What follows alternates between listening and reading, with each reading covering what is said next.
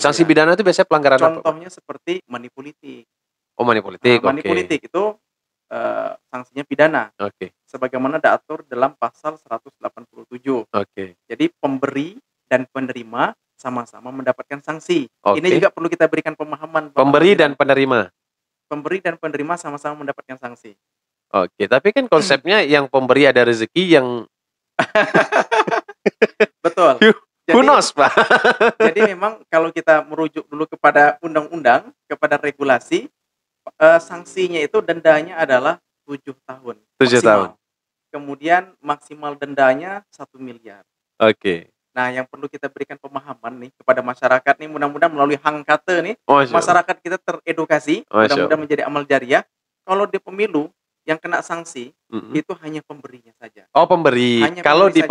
pemilu ini maksudnya pemilihan presiden. Pemilihan presiden dan DPR RI. DPR RI. Karena merujuk undang-undang yang lain, Undang-Undang Nomor 7 tahun 2017. Oh, tidak dengan yang sama ya. Oke, kita cut sebentar, Pak. Mungkin ini hal yang penting. Jadi untuk kawan-kawan semua dan semua yang menyaksikan podcast Melayu ini, bahwasanya di pemilu yang disangsikan hanya pemberi. Jadi kalau orang nak terima banyak-banyak tak apa ya. Terlepas dari etika. Klarifikasi. Iya, tapi kan itu terlepas dari etika lah ya. Betul. Itu hak dia lah. Yang jelas yang menerima tidak. Ya. Kalau pilkada? Kalau pilkada, pemberi, penerima sama-sama kena. Pertanyaannya, kenapa berbeda? Nah, pertama lagi-lagi ini kan adalah kebijakan di pusat ya. Kita juga tinggal mengikuti dan menyesuaikan saja. Tapi filosofisnya adalah, kalau kita mencoba untuk filosofisnya adalah untuk memberikan edukasi kepada masyarakat. Kalau di pemilu mungkin ada keringanan ya. Kalau untuk di pilkada kan paslon tidak begitu banyak ya kan. Kemudian untuk memberikan edukasi kepada masyarakat supaya kepala daerah yang terpilih ini betul-betul memang bisa menjaga integritas, sehingga diharapkan bisa menjadi seorang pemimpin yang berkualitas, membawa kepada kesejahteraan masyarakat dan kemajuan pembangunan. Masya Allah. Tuh, yang jelas mesti diingat pada yang menyaksikan podcast ini, menerima di saat pemilu kada tetap kena pidana ya. 7 tahun ya? 7 tahun. 7 tahun. Maksimal 7 tahun, kemudian maksimal denda 1 miliar. Diproses diklarifikasi di Sentra Gakumdu. Sentra Gakumdu ada Bawaslu, Kepolisian dan Kejaksaan. Kemudian nanti akan proses di pengadilan dan sebagainya. Nah, tentu itu tidak menjadi harapan kita, tidak terjadi di masyarakat kita. Mudah-mudahan masyarakat kita berintegritas. Oke, Pak, bicara money politik. Sebenarnya seperti apa yang diklasifikasikan dengan money politik? Misalnya seperti ini. Misalnya saya nih calon kepala daerah nomor urut 4, misalnya begitulah ya. Terus saya turun ke suatu daerah. Oke, daerah ini anggaplah katakan banyak masyarakat yang masih ekonominya lemah di bawah. Terus saya kasih nih duit untuk mereka beli beras, misal ya dalam tanda kutip. Bagaimana, Pak? Masuk dalam money politik. Tapi saya tidak bilang pilih saya, tidak. Ya ini kan harus jelas, Pak. Nanti masyarakat, ya mohon maaf, masyarakat yang lemah ekonominya, dia pasti akan terima, Pak. Ya anggapnya 200.000 beli beras bisa makan 2 bulan, misal, Pak kan. Jangan sampai masyarakat yang tidak mengerti ini menjadi korban. Nah, itu maksud saya tadi. Betul. Bukan bermaksud menguji Bapak Zeni ya. Saya ingin ini menjadi paham dan sampai gitu. Kecuali saya kasih duit, pilih saya. Ini saya money politik. Jelas, memberi sesuatu untuk mendapatkan sesuatu. Meskipun yang tadi hanya caranya berbeda. Macam mana nih? Baik. Kita merujuk kepada Undang-Undang 10 tahun 2016, pasal 187 tentang larangan money politik. Di situ disebutkan setiap orang yang memberi. Kalau kemudian, itu ayat 1-nya, kemudian ayat 2-nya, setiap orang yang menerima uang atau materi lainnya untuk mempengaruhi pemilih, ada kata mempengaruhi ya? Untuk mempengaruhi pemilih, maka mendapatkan sanksi sebagaimana disebutkan tadi. Jadi di situ sebetulnya ada beberapa unsur. Jadi unsurnya setiap orang dengan sengaja, memang sengaja. Kemudian bentuknya apa? Memberi. Bentuknya lain apa? Menerima. Untuk apa? Mempengaruhi pemilih. Untuk mempengaruhi pemilih. Kemudian mempengaruhi di sini kan kita lihat dari beberapa unsur nanti. Bisa saja mempengaruhi melalui kata-kata. Ada juga tidak kata-kata. Dia tak cakap apa-apa. Kasih tak ada kata-kata apa-apa. Kasih saja. Amplop, tapi dalamnya ada kartu nama. Dalamnya kemudian ada brosur. Tentu brosur dan coblos nomor 4 misalnya gitu ya. Betul sekali. Maka itu menjadi unsur yang ada di dalamnya. Kalau tak ada?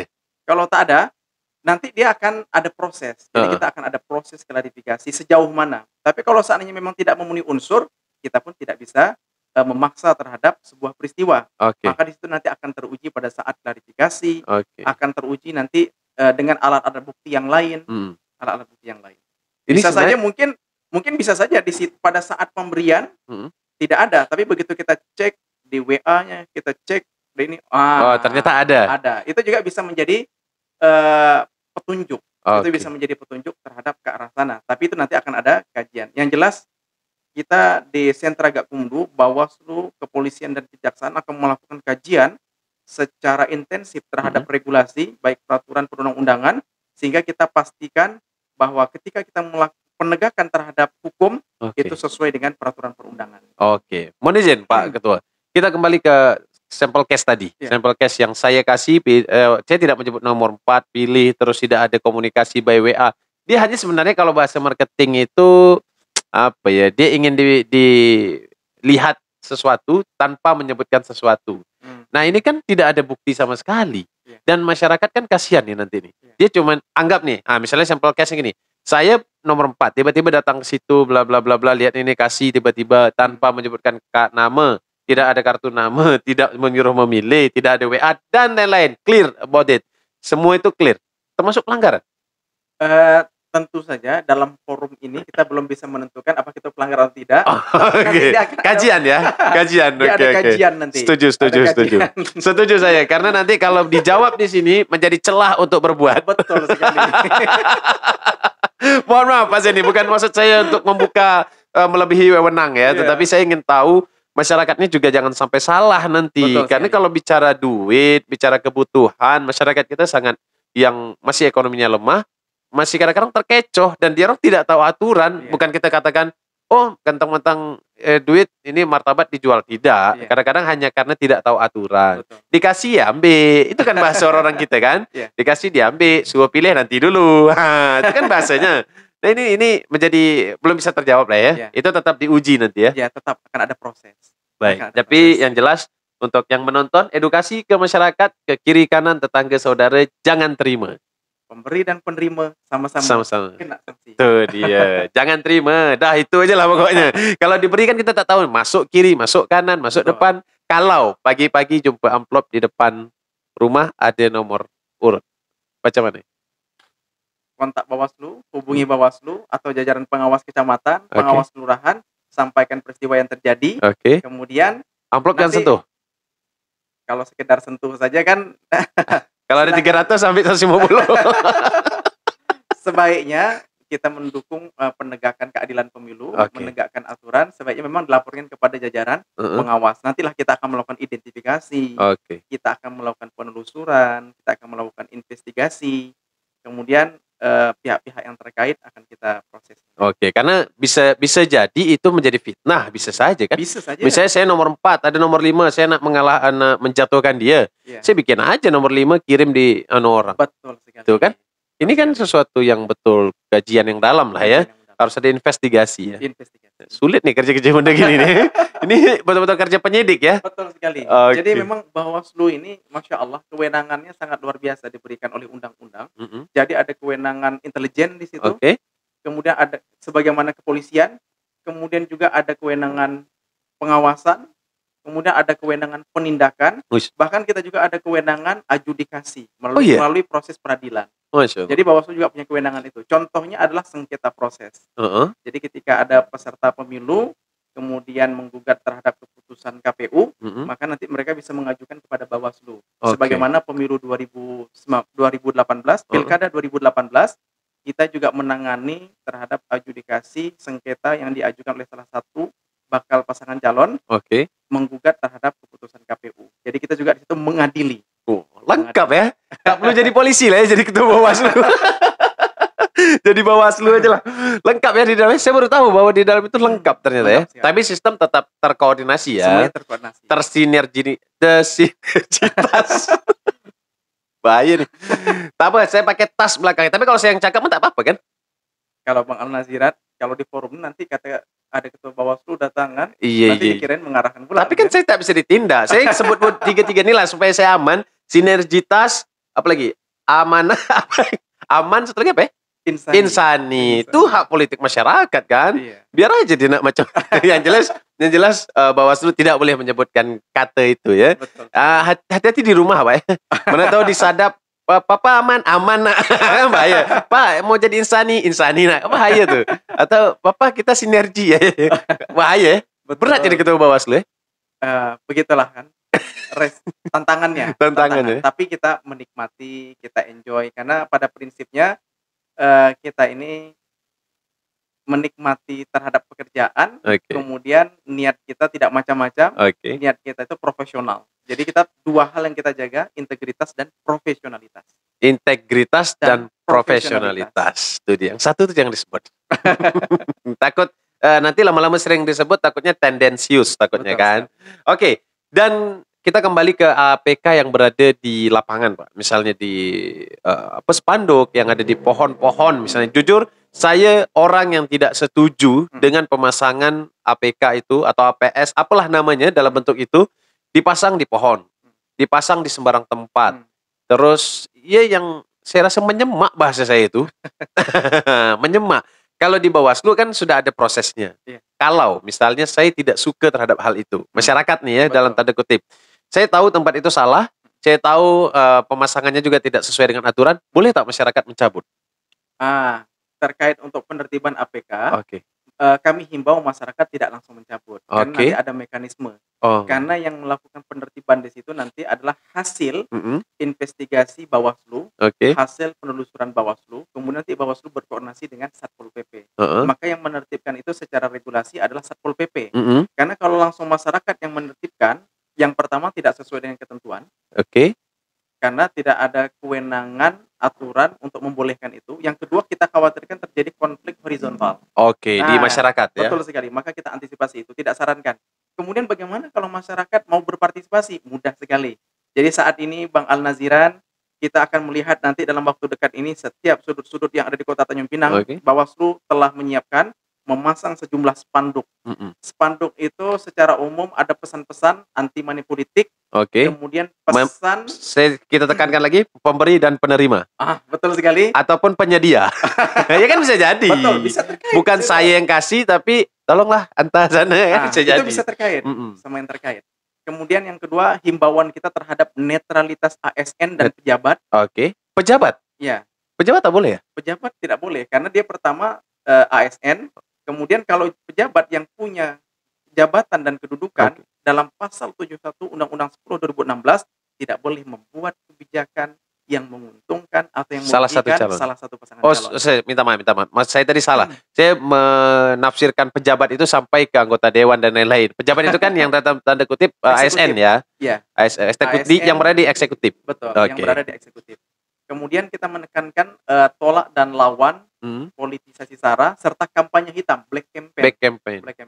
Kemudian kita juga menghimbau dan mengajak masyarakat untuk turut mengawasi terhadap alat peraga kampanye dan bahan kampanye yang terpasang di Kota Tanjung Pinang tidak sesuai dengan aturan. Kalau saat ini ketemu bagaimana? Silahkan masyarakat foto. Nanti di spanduk kami, di media sosial kami juga sudah terdapat call center, WhatsApp dan telepon. Bisa share via WhatsApp. Kemudian sampaikan foto serta alamat lengkapnya. Kita akan tinjau ke lapangan benar atau tidak. Kalau benar, kita identifikasi. Kemudian kita langsung koordinasi dengan tim pasangan calon untuk segera ditertibkan. Jadi kita tetap pendekatan-pendekatan yang ada persuasif lah ya. Persuasif. Artinya kalau masyarakat turunkan tidak boleh. Tidak boleh. Ada sanksi tak, Pak? Sanksi secara khusus belum diatur. Tapi terkait dengan APK, ada sanksi dalam Undang-Undang 10 2016 tentang pengerusakan APK. Pengerusakan ya. Kalau setiap orang dengan sengaja merusak alat peraga kampanye, itu ada sanksi pidana, penjara dan denda. Itu dia Bang Al-Naziran. Jadi kalau orang sengaja. Tapi kalau dalam posisi betul. Kalau posisinya betul, tempatnya betul. Betul sekali. Posisi udah bagus. Kemudian jenis dan ukuran sudah benar. Materi muatan juga sudah benar. Sudah sesuai dengan zona. Ada yang sengaja merusak, itu ada sanksi pidana. Ada sanksi. Kalau yang tadi saya contohkan, misalnya anggaplah dia pasang di daerah perumahan. Saya misalnya. Terus saya turunkan. Apakah yang nurunkan dapat sanksi? Nah, ini nanti tetap saja kita akan lakukan penelusuran. Kita akan melakukan penelusuran dan kita akan lakukan kajian. Kira-kira ada tidak pasal yang mengatur itu? Oke. Ada nggak pasal yang kemudian menyebabkan seorang itu terkena sanksinya? Tapi sebaiknya himbauan kami kepada masyarakat, laporkan kepada Kalau dipasang pengawas. Kalau dipasang depan rumah saya macam mana? Ya maaf cakap Pak. Kadang-kadang tak ada etika yang masang. Kadang-kadang. Saya ini rumah tinggi, pagar bawah, dia pasang di pagar macam mana? Nah, kalau memasang di tempat-tempat milik pribadi atau di tempat-tempat swasta, di dalam PKPU kampanye juga diatur harus seizin pemilik. Harus seizin pemilik. Jadi sebetulnya kalau terpasang di rumah harusnya minta izin dulu. Kalau orang tak mengizinkan berarti tak boleh. Kalau dia pasang juga, tinggal kita bagaimana menerjemahkan terhadap tindakan. Iya, berarti hak daripada tuan rumah lah ya. Betul. Sedap betul orang rumah aku bagus-bagus tutup lagi. Tak, kan ini kasus banyak Pak. Betul. Saya lihat, jujur bahasa saya mungkin bahasa kasar Pak. Saya melihat pemasangan APS dan nanti mungkin APK itu menyemak dan merusak keindahan. Betul. Itu banyak sekali nanti terjadi itu. Dan makanya dukungan dari masyarakat kita harapkan bisa memberikan informasi tercepat. Jika ada sedikit saja langsung kita proses, sedikit aja laporkan untuk kita koordinasikan. Oke, siap. Saya siap membantu untuk itu Pak. Terima kasih. Karena saya termasuk orang yang kurang suka lah dengan yang merusak tatanan keindahan tuh. Betul sekali. Udah bagus-bagus grafiti, udah bagus-bagus segala macam geometri, dia pasang macam-macam gak situ kan. Oke, kita tinggalkan hal seperti itu. Yang paling berat saya yakin di Bawaslu adalah mengontrol media sosial. Betul. Macam mana dalam media sosial nih Pak? Iya.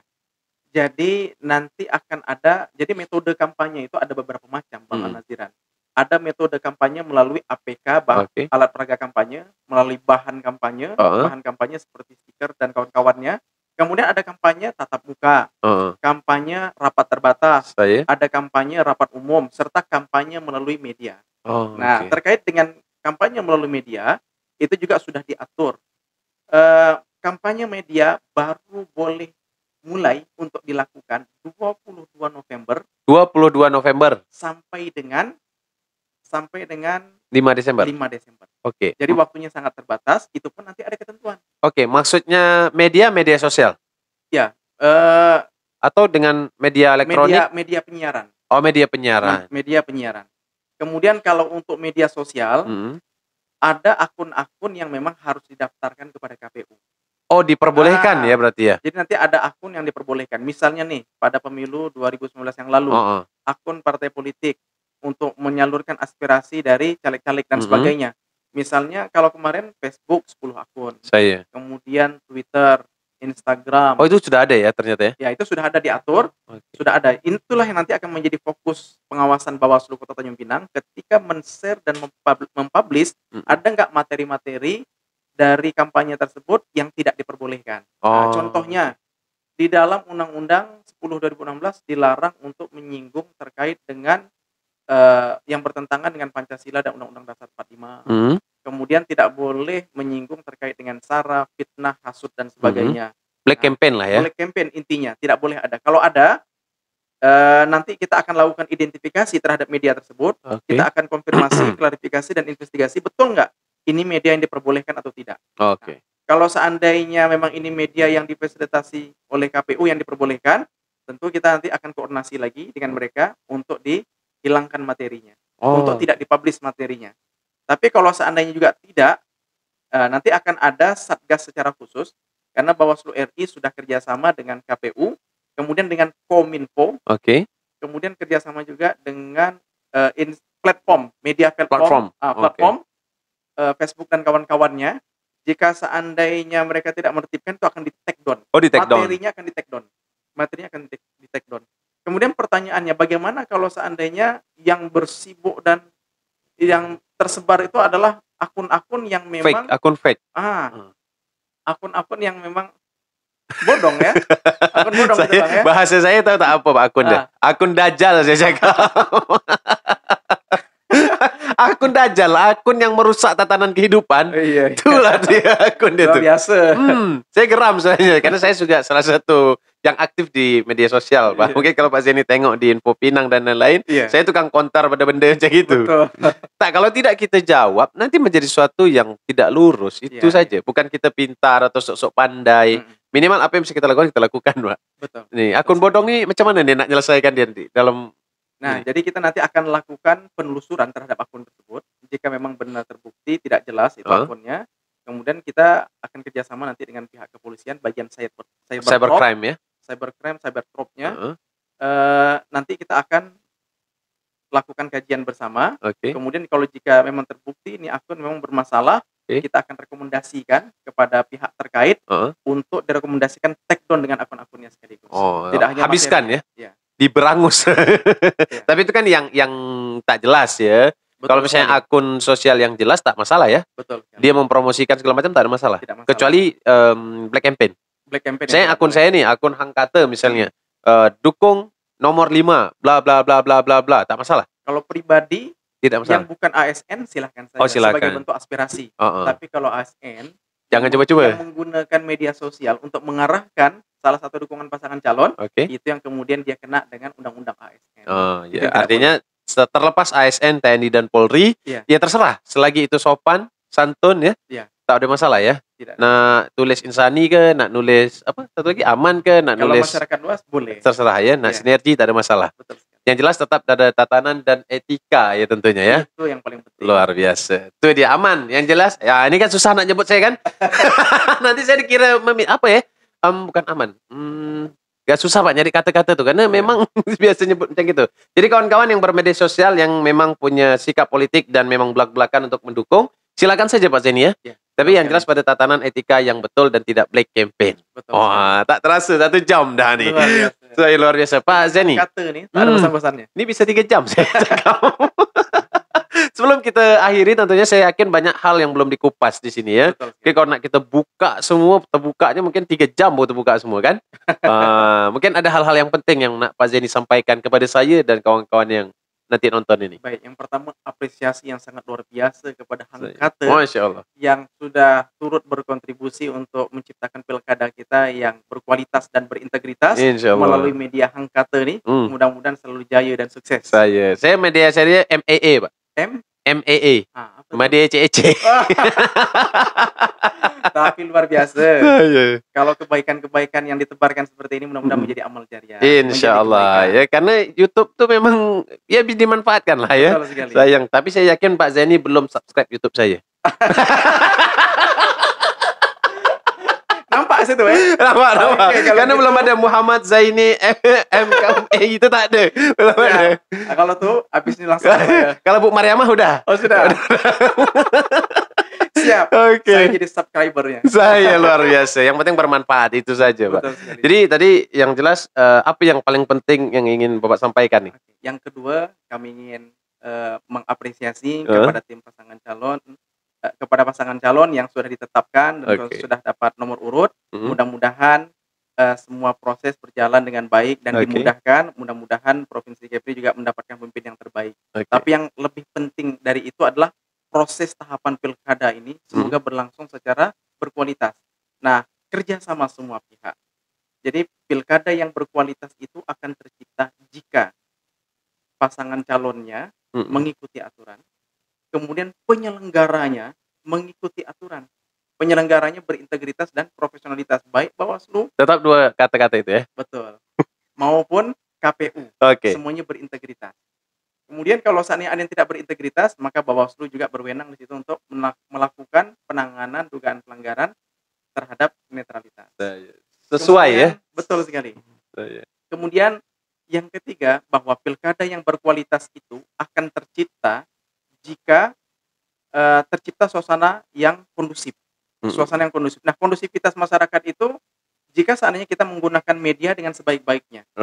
Media, kemudian ketika kita berada di kedai kopi menciptakan suasana yang kondusif. Dan kemudian yang keempat yang paling penting adalah media yang menginformasikan pesan-pesan yang edukatif. Nah, mudah-mudahan melalui Hangkate juga menyebarkan sesuatu yang baik. Dan harapan kami kepada masyarakat jika menemukan adanya dugaan pelanggaran, sifatnya dugaan, silahkan melaporkan kepada Bawaslu Kota Tanjung Pinang dan insya Allah kita akan tindak lanjuti dalam rangka menegakkan aturan, bukan dalam rangka mencari kesalahan. Itu dia, menegakkan aturan, bukan mencari kesalahan. Bicara nanti call center, mungkin saya bisa dikirimkan nomornya Pak, nanti kita munculkan di podcast ini ya. Tentunya kami dukung penuh Bawaslu untuk menyelenggarakan secara profesional dan tentunya integritas. Iya. Ya, integritas ya. Saya takut salah sebut nih. Profesionalismenya tentu dijunjung tinggi, semoga menjadi amal jariah lah tentunya. Pasti yang penting kita ciptakan pemilu kada nih yang luar biasa. Betul. Pesta demokrasi yang namanya pesta itu sukaria, tidak saling caci maki, Pak ya. Betul sekali. Insyaallah. Baik Pak Zaini, terima kasih. Ada sudah pantun, Bang. Ayo, ada siapa pantun? Habis abang tadi pembuka kan? Iya. Juga apa dia tuh? Berjalan kaki hilir ke hulu. Hendak mencari sepotong kayu. Saya bersama rakyat awasi pemilu, bersama Bawaslu tegakkan keadilan. Masya Allah. Bersama Bawaslu tegakkan keadilan pemilu. Keadilan pemilu. Oke. Kalau berkayu sampai ke hulu, orang hendak memancing ikan. Bersama kita tegakkan keadilan bersama Bawaslu. Kalau ada pelanggaran sila laporkan. Tentu Pak Zaini, kalau ibaratkan kata kuning-kuning nampaknya emas, sayang jatuh dekatlah kaki. Saya ucapkan terima kasih. Thank you very much. Arigatou gozaimasu. Sudah sudi datang ke podcast kami. Terima kasih. Masya Allah. Terima kasih. Terakhir ada Q&A Pak. Question and answer. Tapi Bapak tidak boleh beralasan, hanya boleh menjawab dalam waktu yang cepat. Baik. Ini bikin deg-degan aja nih kan. Bukan main Bang Al-Naziran. Hanya 2 aja kan? Hanya 2, tak banyak. 2 saja. Oke, sekarang Pak Zaini sudah berada di Bawaslu ya. Ini tahun yang ketiga. Artinya ada 2 tahun lagi. 4. Ya, betul. Oke, baik. Pertanyaan yang pertama, Pak.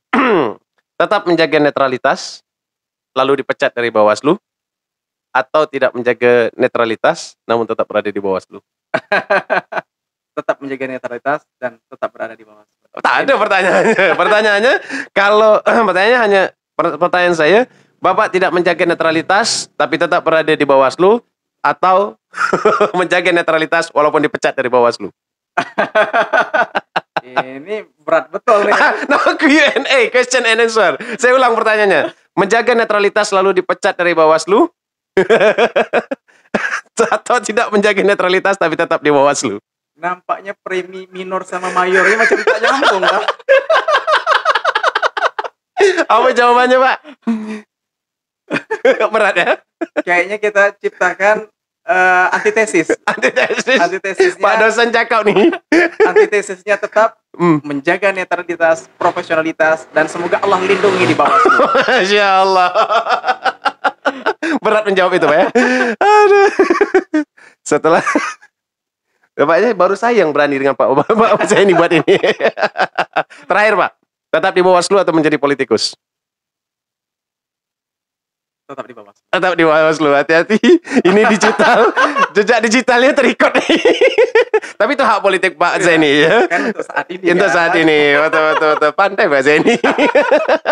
Sekali lagi terima kasih Pak Zaini. Semoga sehat selalu dan tetap netral tentunya, tetap profesional. Dan ini menjadi amal jariah untuk sampai ke bila-bila masa. Terima kasih. Assalamualaikum warahmatullahi wabarakatuh. Waalaikumsalam.